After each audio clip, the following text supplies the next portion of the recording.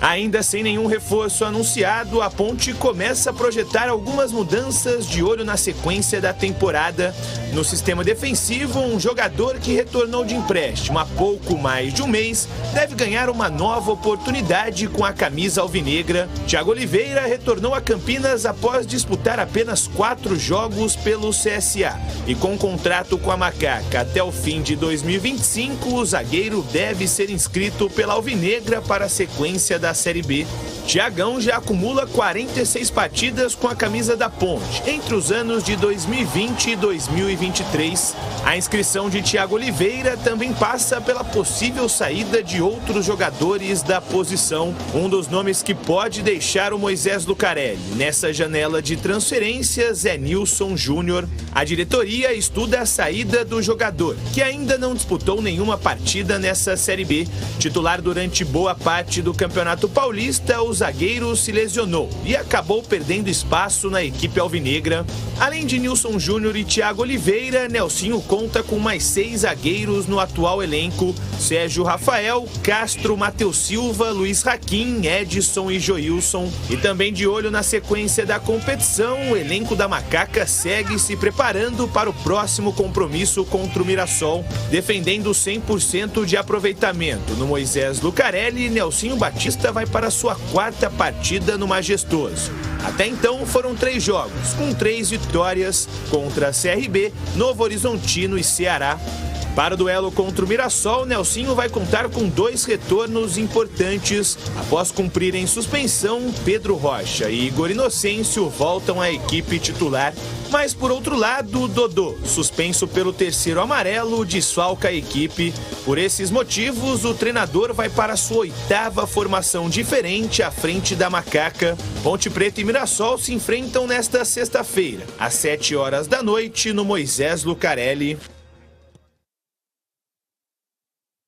Olha, é o seguinte, vamos analisar aqui o time da Macaca. Tem jogo importante e a Ponte precisa vencer em casa, né? Que é o que efetivamente vem fazendo o técnico Nelsinho Batista. Vencendo em casa e beliscando aí um pontinho fora de casa. Esse próximo jogo é em casa. E aí, qual a expectativa? Expectativa sempre boa. Jogando no Majestoso, a Ponte é muito forte, né? A gente tem percebido isso. Aliás, desde quando chegou o Nelsinho, as estratégias são melhores, né? Tem dado certo jogando em casa. Tá faltando buscar fora de casa, mas você mesmo fala isso, né, Batista? Você consegue vencer todos os jogos em casa e uma vez ou outra ele dá uma beliscada fora, você tá fazendo um campeonato de regular para bom. Então eu acho que é esse o pensamento.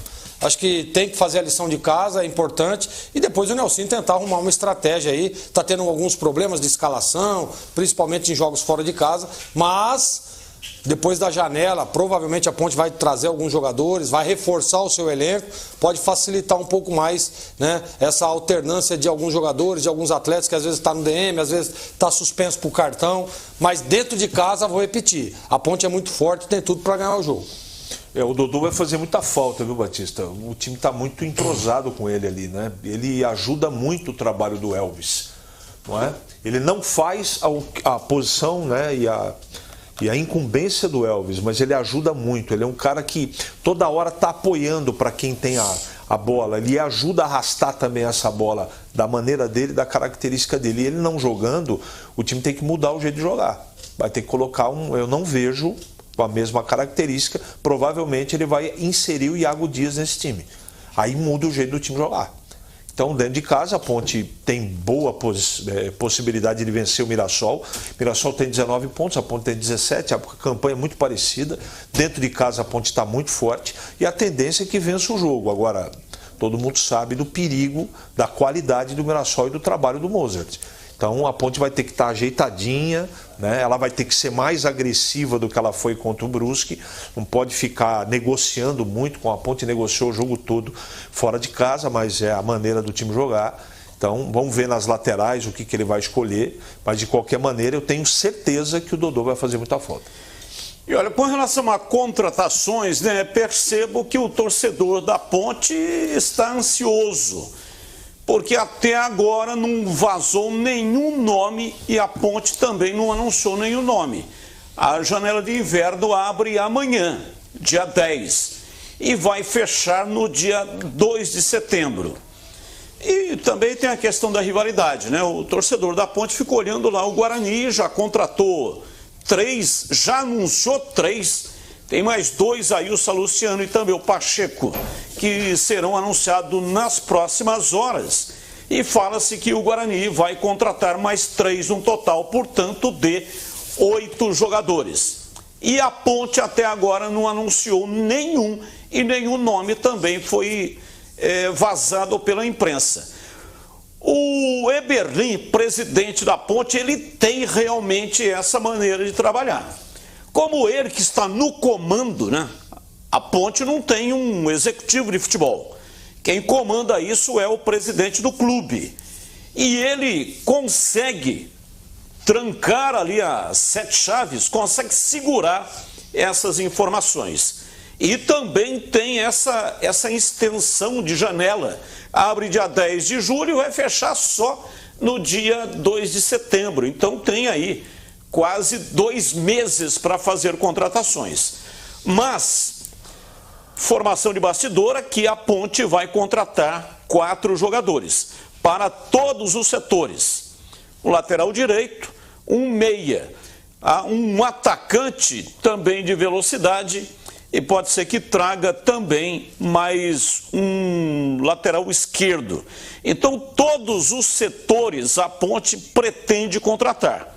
Até agora, nenhum nome foi revelado. Zagueiro não precisa, laterais precisa dos 2 lados, na minha modesta opinião.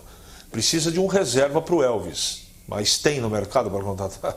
Eu não acho fácil. Nem contra lateral, tampouco meia. Atacante de beirada e de velocidade é mais tranquilo. Né? O mercado oferece mais opções. Mas vamos aguardar, né? A Ponte precisa de reforço. Esse elenco é muito curto, ele tem um time interessante, competitivo, mas precisa de mais opções. Mas aí mais facilita quando, por exemplo, se você analisar o time titular da Ponte, né? Se a gente percebe, olha, as 2 laterais, na minha opinião, precisam de contratações, nas 2. Né? Zagueiro, para mim, também acho que não precisa, está muito bem a Ponte. Meio de campo precisa dar uma reforçada. O Elvis precisa ter ali um cara com as mesmas características. Você vê que sempre falava do Dodô. Não, o Dodô que é o substituto. Aí estão jogando junto e deu muito certo. Então precisa de um reserva imediato para o Elvis. E na frente, quando você tem jogadores de velocidade, é importante. Então, para mim, atacante de velocidade também. Para mim, seriam 4 reforços também. Acho que vai ficar de bom tamanho. Até porque o elenco da Ponte está equilibrado. Né? Se você olhar, como disse o CH, o time titular, não dá para contestar nenhuma posição. E assim, né? O torcedor da Ponte tem feito algumas críticas ao Nelsinho Batista. Não é que o Nelsinho não mereça críticas. Ele não está imune a esse tipo de situação. Por não ter feito as 5 substituições nos jogos que ele tem comandado o time da Macaca na Série B. Mas veja, para fazer substituição é necessário, né? Até o Gleger sempre fala isso. Ele foi técnico lá na Coreia do Sul e lá se fala reforço, né? Não é reserva. Não, é reforço. É reforço. E acho que a nomenclatura está mais compatível com aquilo que precisa ser.